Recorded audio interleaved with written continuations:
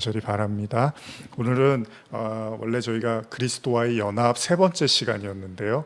오늘은 지난주에 이제 십자가와의 연합이었다면 오늘은 이제 부활과 연합을 나눌 차례인데 그 내용들이 좀 많아서 오늘은 부활과의 연합을 나누기 전에 좀 다른 주제 한 가지를 좀 관련된 주제를 먼저 나누고 다음 주일에 그리스도와의 연합 세 번째 로마서 강해를 나누도록 하겠습니다. 오늘은 여기 지금 옆에 보이시는 것처럼 너희가 하나님의 성전인 것을 알지 못하느냐라는 제목으로 여러분과 함께 말씀을 나누고 싶습니다. 우리 고린도전서 3장 16절 말씀인데요. 한번 제가 읽어보겠습니다. 너희는 너희가 하나님의 성전인 것과 하나님의 성령이 너희 안에 계시는 것을 알지 못하느냐. 방금 말씀드린 것처럼 오늘은 그리스도와의 연합 그 세 번째 마지막 시간이었는데요. 그 내용을 다음 주로 좀 미루고요. 오늘은 그 주제와 관련된 좀 그리스도와의 연합, 부활의 연합에 조금 더 여러분들이 이해하시기 좋게 먼저 하나님의 성전에 대한 말씀을 좀 여러분과 나누고자 합니다. 사실 오늘의 주제는요, 제가 오랫동안 설교하면서 여러 차례 강조하고 언급한 이야기이기 때문에 제 설교를 들으신 분들에게는 그렇게 어렵지 않은 친숙한 내용일 수도 있습니다.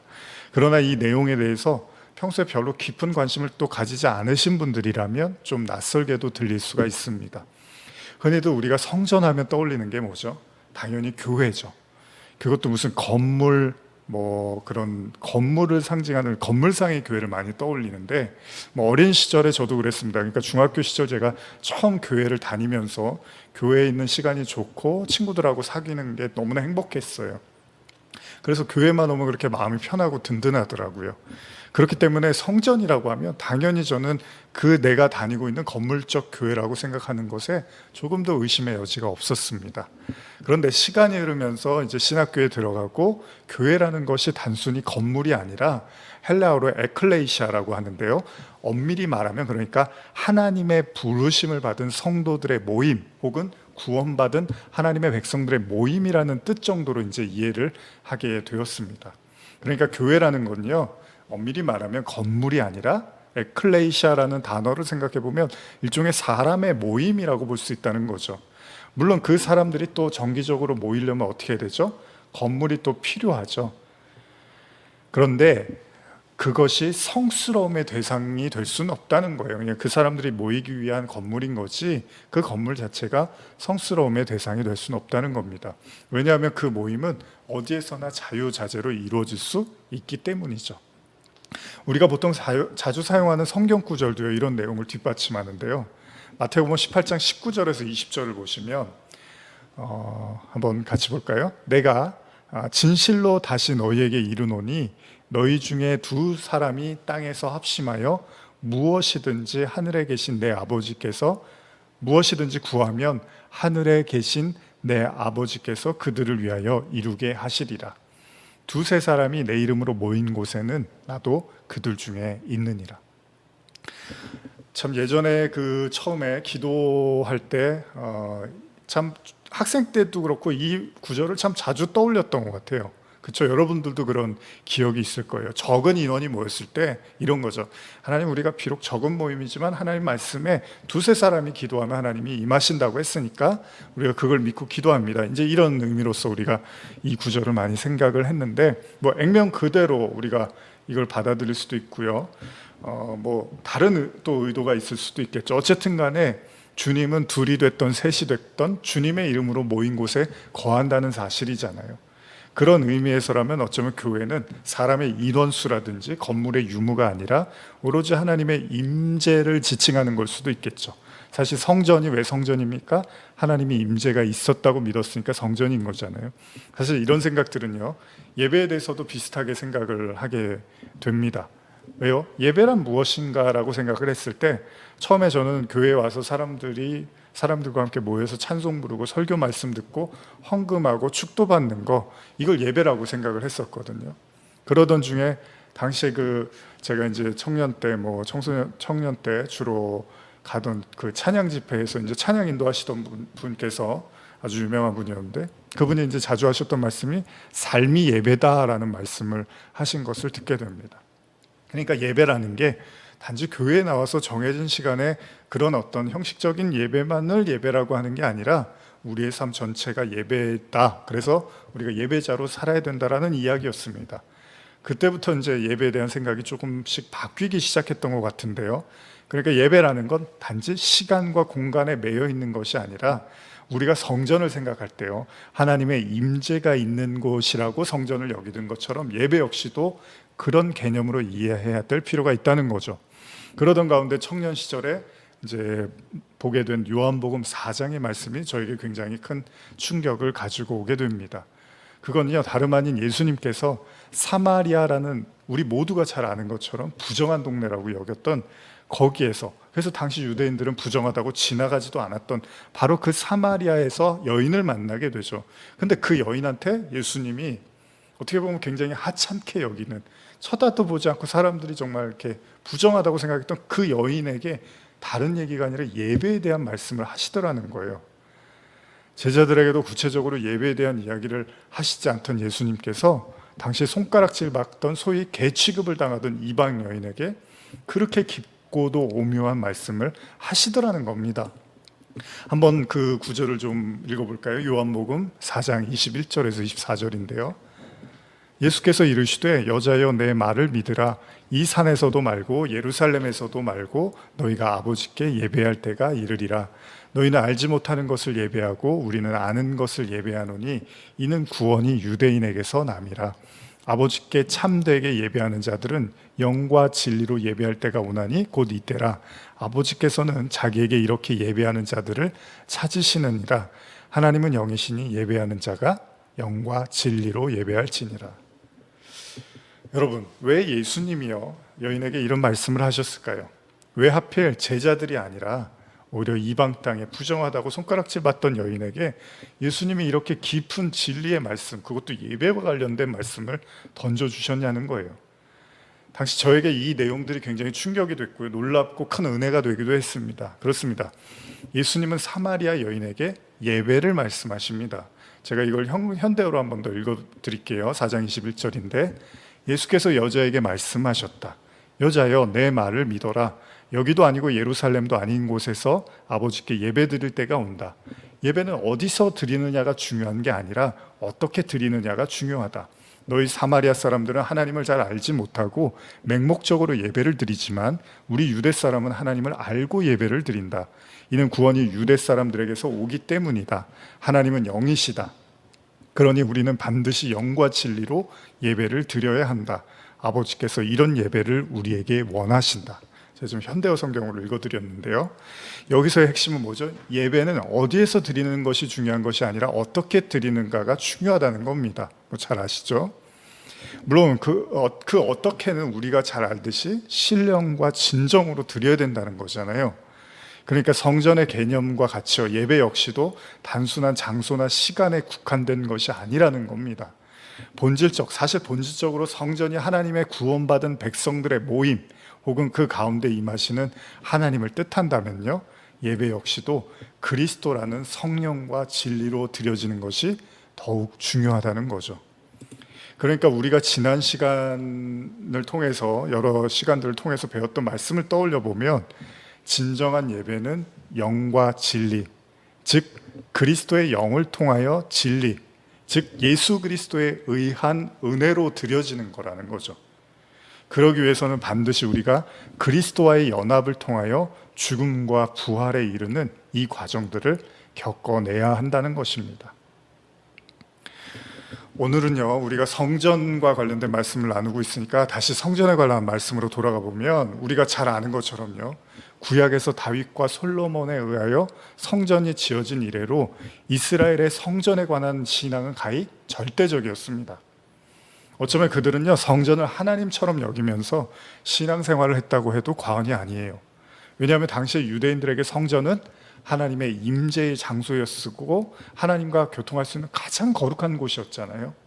그렇기 때문에 성경은 이스라엘 백성의 타락과 맞물려 성전의 무너짐을 보여주고 있고요, 또한 하나님의 은혜로 성전이 또 다시 세워지는 이런 아픔과 기쁨의 순간을 기술하고 있습니다. 유대인들에게 성전은 그들의 목숨과 같은 것이었고요, 그들의 자존심 그 자체였고, 그들의 신앙이었다는 겁니다. 처음 성전이 이렇게 지어지고 구약에서요, 그 열왕기 상에 나오죠. 그 하나님께 봉헌하던 그 장면을 한번 떠올려 보면요, 제가 한번 읽어드릴게요. 열왕기상 8장 26절에서 30절인데요. 그런즉 이스라엘의 하나님이여 원하건대 주는 주의 종 내 아버지 다윗에게 하신 말씀이 확실하게 하옵소서. 하나님이 참으로 땅에 거하시리이까 하늘과 하늘들의 하늘이라도 주를 용납하지 못하겠거든 하물며 내가 건축한 이 성전이오리이까. 그러나 내 하나님 여호와여 주의 종의 기도와 간구를 돌아보시며 이 종이 오늘 주 앞에서 부르짖음과 비는 기도를 들으시옵소서. 주께서 전에 말씀하시기를 내 이름이 거기 있으리라 하신 곳 이 성전을 향하여 주의 눈이 주야로 보시오며 주의 종이 이곳을 향하여 비는 기도를 들으시옵소서. 주의 종과 주의 백성 이스라엘이 이곳을 향하여 기도할 때 주는 그 간구함을 들으시되 주께서 계신 곳 하늘에서 들으시고 들으시사 사하여 주옵소서.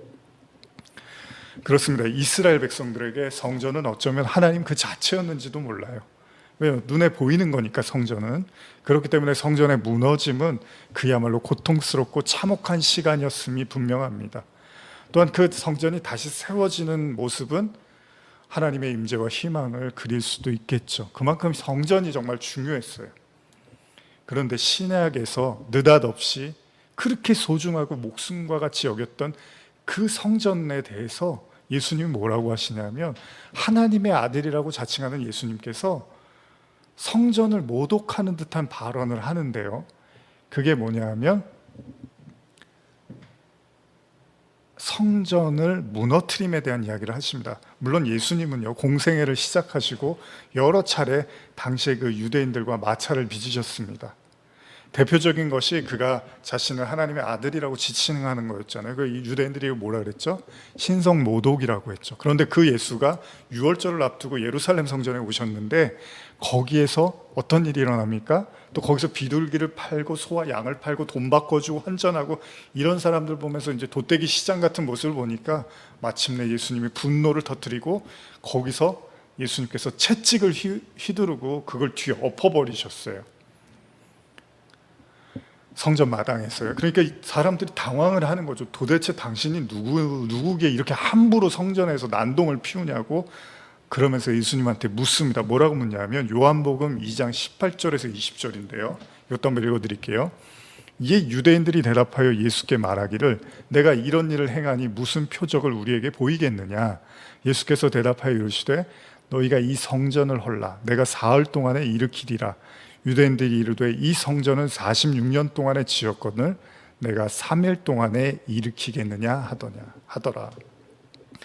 참 엄청난 얘기인데요. 사람들은 예수님 당신 도대체 누구기에 이렇게 성전에서 난동을 부리고 난폭하고 과격한 행동을 합니까? 라고 묻습니다. 그러면서 뭐라 하냐, 당신이 그렇게 대단한 사람이면 표적을 보여줘라.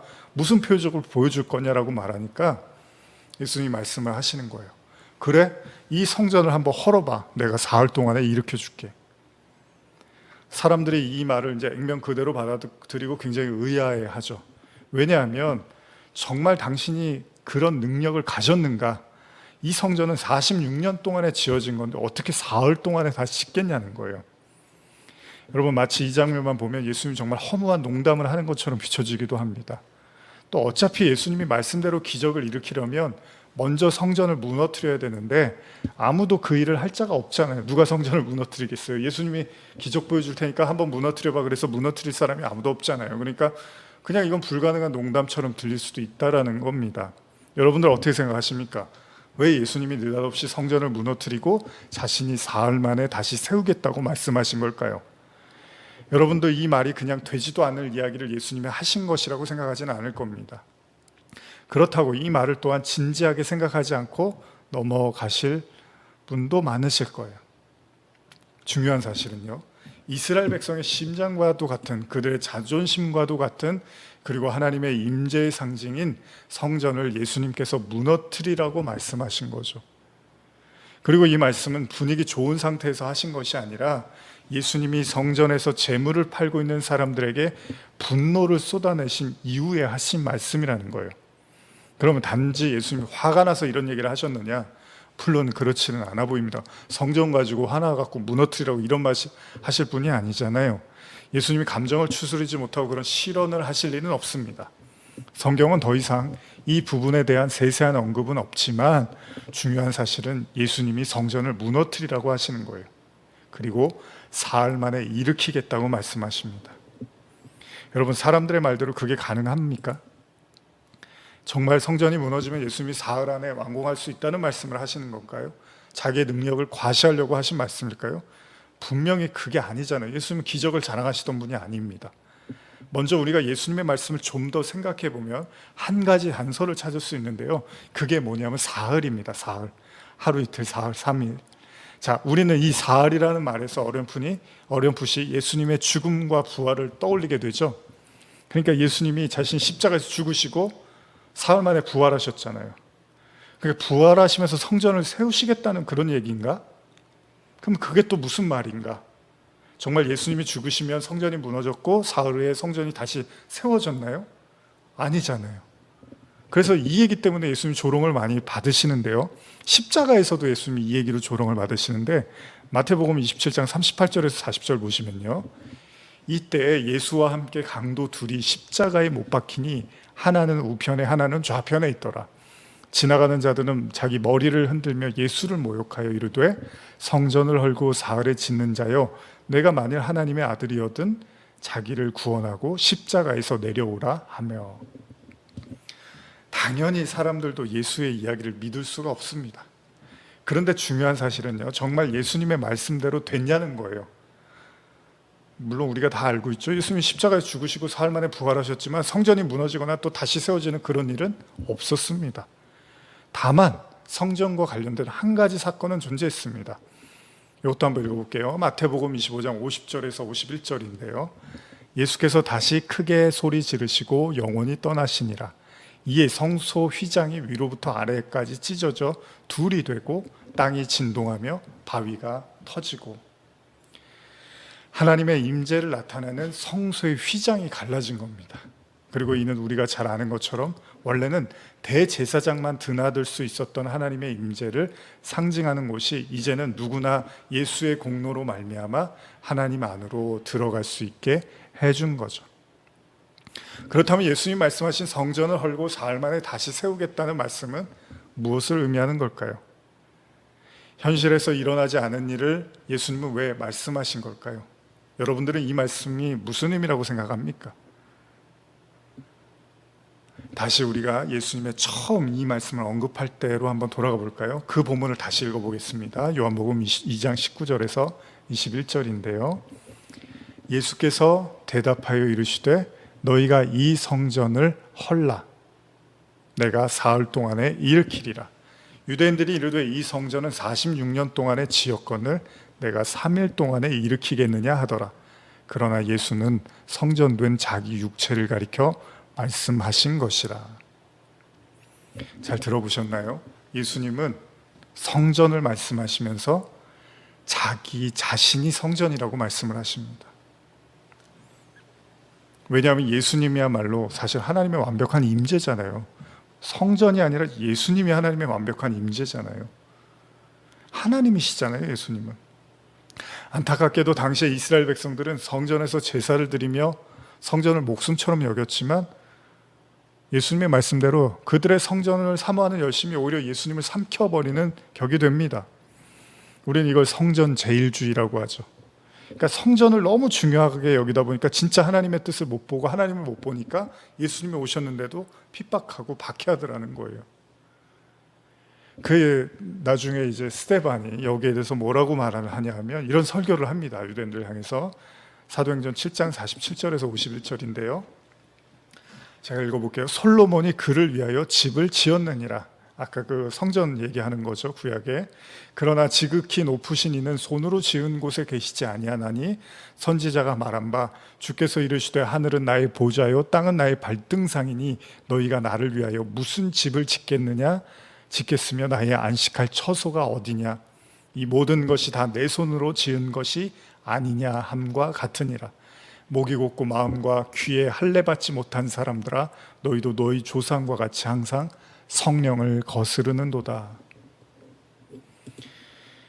여러분, 하나님의 임재를요 그냥 눈에 보이는 성전에 국한시키기 시작하면서 결국은 나중에는 주객이 전도가 됩니다. 성전을 하나님처럼 여기고 성전 그 자체가 우상이 돼버린 거예요. 하나님은 그래서 예수님을 통해서 새로운 성전을 계획하고 계신 겁니다. 정말 중요한 얘기입니다, 여러분. 진짜 성전, 성전이 상징하는 진짜 하나님의 임재, 그건 육신을 입고 이 땅에 오신 예수님을 통해서 십자가에서 그가 죽으시고 사흘 만에 부활하심으로써 일으키고자 하는 새로운 성전에 대한 말씀이었습니다. 그렇다면 왜 예수님의 죽음이 성전을 한 거고 또 죽으신 것이 다시 부활하신 것이 성전을 일으킨 것인가? 우리는 여기서 지난 시간에 나눴던 로마서 8장, 제가 여러 번 읽어드리면서 강조했던 말씀을 다시 떠올릴 필요가 있습니다. 로마서 8장 9절 10절 보시면요, 자, 한번 더 우리 진지하게 볼까요? 만일 너희 속에 하나님의 영이 거하시면 너희가 육신에 있지 아니하고 영에 있나니 누구든지 그리스도의 영이 없으면 그리스도의 사람이 아니라. 또 그리스도께서 너희 안에 계시면 몸은 죄로 말미암아 죽은 것이나 영은 의로 말미암아 살아있는 것이니라. 우리가 지난 시간에도 나누었지만요, 우리가 그리스도와 합하여 세례를 받고 그와 함께 십자가에 못 박혀 죽으면 바울의 말이 뭐죠? 그러면 이제 내가 산 것이 아니라 내 안에 그리스도가 산 것이기 때문에 그걸 그리스도의 영이 거한다고 말한단 말이에요. 그렇죠? 그리스도의 영이 거하는 게 그리스도가 산 거잖아요. 근데 동시에 내가 죽어야 되는 거죠. 그러니까 내가 죽고 그리스도가 사는 거, 이거는 십자가의 연합을 통해서 가능해지는 건데, 그리스도의 영은 또 다른 말로 성령이잖아요. 그러니까 성도는 그리스도와 합하여 십자가와 죽음의 부활을 통해서 자기는 죽고 그리스도가 자신 안에 거해서 그게 진짜 생명이고 성령이고 그리스도의 영이라는 사실을 경험하게 되고, 그것이 내가 산 것이 아니라 그리스도가 살았다라고 말을 한단 말이에요. 그쵸, 여러분? 뭐 쉬운 얘기죠, 지금까지 얘기 나눈 거. 그러면 오늘의 본문인 고린도전서 3장으로 돌아가서 성전과 관련된 말씀을 다시 읽어보면 여러분들은 좀 더 쉽게 예수님이 왜 자기 몸을 헐고 다시 세우겠다고 하신 그 성전의 의미를 더욱더 잘 이해할 수 있을 겁니다. 그래서 제가 오늘의 본문 앞절까지도 같이 읽어서 여러분과 같이 한번 읽어보고 싶은데, 고린도전서 3장 10절에서 16절입니다. 한번 잘 천천히 한번 보세요. 내게 주신 하나님의 은혜를 따라 내가 지혜로운 건축자와 같이 터를 닦아두매 다른 이가 그 위에 세우나 그러나 각각 어떻게 그 위에 세울까를 조심할지니라. 이 닦아둔 것 외에 능히 다른 터를 닦아둘 자가 없으니 이 터는 곧 예수 그리스도라. 자, 만일 누구든지 금이나 은이나 보석이나 나무나 풀이나 짚으로 이 터 위에 세우면 각 사람의 공적이 나타날 터인데 그 날이 공적을 밝히리니 이는 불로 나타내고 그 불이 각 사람의 공적이 어떠한 것을 시험할 것이라. 만일 누구든지 그 위에 세운 공적이 그대로 있으면 상을 받고 누구든지 그 공적이 불타면 해를 받으리니 그러나 자신은 구원을 받되 불 가운데서 받은 것 같으리라. 그리고 오늘의 본문이죠. 중요한 본문입니다. 너희는 너희가 하나님의 성전인 것과 하나님의 성령이 너희 안에 계신 것을 알지 못하느냐. 예수님이 말씀하시는 사흘 만에 다시 세우고자 하시겠다는 그 성전은 뭐냐? 눈에 보이는 그 예루살렘 그 성전이 아니고요, 바로 우리 안에 성령으로 임하시는 그 성전을 말씀하신 거였다는 거예요. 그게 예수님이 말씀하신 진정한 성전이었다는 거죠. 이것이 이 땅을 살아가는 성도들이 반드시 경험해야 되는 신앙의 여정이고 고백되어져야 된다는 겁니다. 그러니까 여러분과 저는 언젠가는 반드시 내 안에 성령 그리스도의 영이 계심으로 말미암아 내가 성전임을 깨닫게 된다는 거예요. 성전이 뭐라고요? 하나님의 임재라며. 그러면 그리스도의 영이 여러분들 안에 임재해 계시면 여러분들이 성전이고, 그래서 바울이 니네들이 성전이잖아, 그 눈에 보이는 성전이 아니라 너희들이 성전이잖아, 이렇게 얘기를 하는 겁니다. 그래서 계시록을 보시면요, 성전에 대한 실체를 보여줘요. 계시록 21장 22절 23절인데요 한번 이것도 잘 한번 보세요. 이제 계시록이 마지막 그 모습을 보여주는 거잖아요. 모든 심판이 다 지나가고 이제 요한이 그 마지막 성전의 모습을 보면서 뭐라 하냐면, 성 안에서 내가 성전을 보지 못하였으니, 그렇죠? 성 안에서 내가 성전을 보지 못하였으니 이는 주 하나님 곧 전능하신 이와 및 어린 양이 그 성전이심이니라. 그 성은 해나 달의 비침이 쓸데없으니 이는 하나님의 영광이 비치고 어린 양이 그 등불이 되십니다. 성전이 뭐라고요? 하나님이 성전이래요. 근데 그 하나님이 우리에게 그리스도의 성령으로 계시면 우리가 성전이래요. 그래서 우리가 빛이라고 하잖아요. 예수님 너희가 빛이다. 왜? 우리 빛을 내서 그런 게 아니라 우리 안에 계신 그분이 빛을 내시니까 우리를 세상의 빛이라고도 말씀하신 거라는 거예요. 그래서 이사야 60장에도 일어나라 빛을 발하라 이는 내 빛이 이르렀고 여호와의 영광이 내 위에 나타났다고 하시는 게 우리에게 하나님의 임재를 지금 보여주고 있는 겁니다. 성전은 바로 하나님과 그 어린 양, 그분 그 자체라는 겁니다. 하나님의 임재와 그 영광이 함께하는 곳, 바로 그들이 세상의 빛이고 성전된 자들이라는 거예요. 그런데 그래서 베드로도 우리를 뭐라고 한다고요? 거룩한 나라 왕 같은 제사장이라고 말을 하는 거예요. 제사장이 뭐죠, 여러분? 대제사장만 1년에 한 번 성소로 들어갈 수 있었단 말이죠. 아무도 못 들어가요. 오직 대제사장만 들어갔는데, 근데 그 들어갈 수 있는 그 길을, 그 거룩하고 은밀한 하나님의 임재의 그곳을 예수님이 십자가로 열어버렸단 말이에요. 휘장을 찢어버렸단 말이에요. 근데 그러면 이제 우리도 들락날락 할 수 있게 됐으니까 우리를 왕 같은 제사장이라고 하는 거예요, 여러분. 바로 여러분들이 이렇게 존귀한 자들이고 바로 그리스도의 피값으로 세워진 하나님의 성전들이라는 거예요, 여러분들이. 이걸 반드시 기억하시기 바랍니다. 눈에 보이는 성전, 그것이 아니라 하나님이 진짜 원했던 성전은 바로 우리 자신이었다는 거죠. 그리고 이런 은혜는 반드시 저와 여러분들이 그리스도와 함께 죽고 다시 사는 그리스도와의 연합을 통해서만 가능해진다는 것입니다. 예수님이 새롭게 세울 성전을 언급하시던 그때 함께 있던 제자들은 그 뜻을 전혀 이해를 못했죠. 근데 훗날 바로 예수님의 십자가와 부활을 경험한 후에야 비로소 제자들이 예수님의 말씀을 깨달게 됩니다. 그거 한번 읽어보고 이제 오늘 설교를 마무리하려고 합니다. 제자들이 전혀 예수님이 왜 사흘 만에 부활하시고 왜 성전을 무너뜨렸다 다세우고 다 무슨 말이야 이랬는데, 십자가에서 죽으시고 부활하신 이후에 제자들이 깨닫게 되는 거예요. 그걸 그대로 또 성경이 기록을 하고 있습니다. 같이 한번 볼까요? 요한복음 2장 19절에서 22절입니다. 예수께서 대답하여 이르시되 너희가 이 성전을 헐라 내가 사흘 동안에 일으키리라. 유대인들이 이르되 이 성전을 46년 동안에 지었거늘 내가 3일 동안에 일으키겠느냐 하더라. 그러나 예수는 성전된 자기 육체를 가리켜 말씀하신 것이라. 죽은 자 가운데서 살아나신 후에야 제자들이 이 말씀하신 것을 기억하고 성경과 예수께서 하신 말씀을 믿었더라.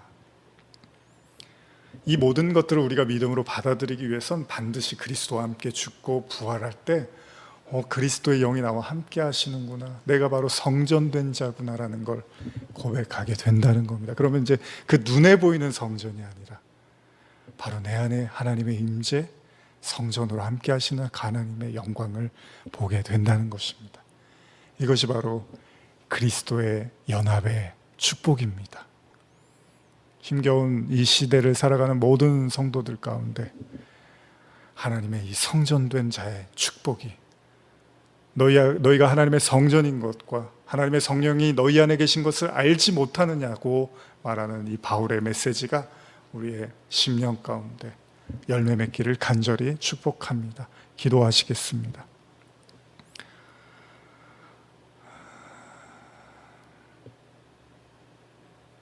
하나님 아버지,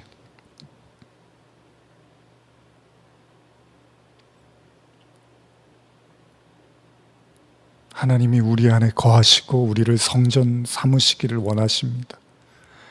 이 말씀을 듣는 모든 성도들에게 그 그리스도와의 죽음과 부활의 연합을 통하여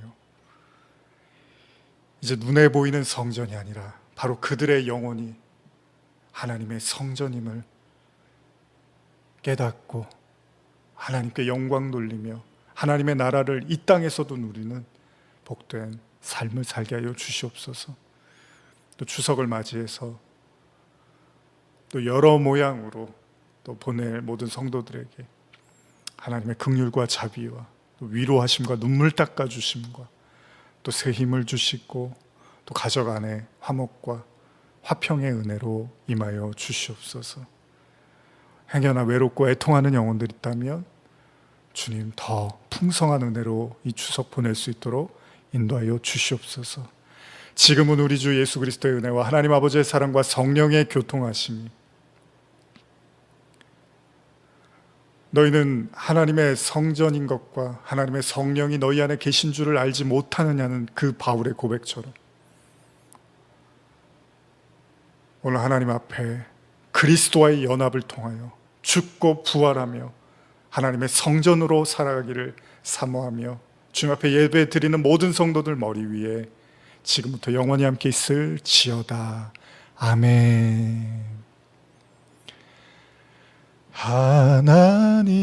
하나님께서 당신을 통해 메마른 땅에 샘물 나게 하시기를 가난한 영혼 목마른 영혼 당신을 통해 주 사랑 알기 원하네.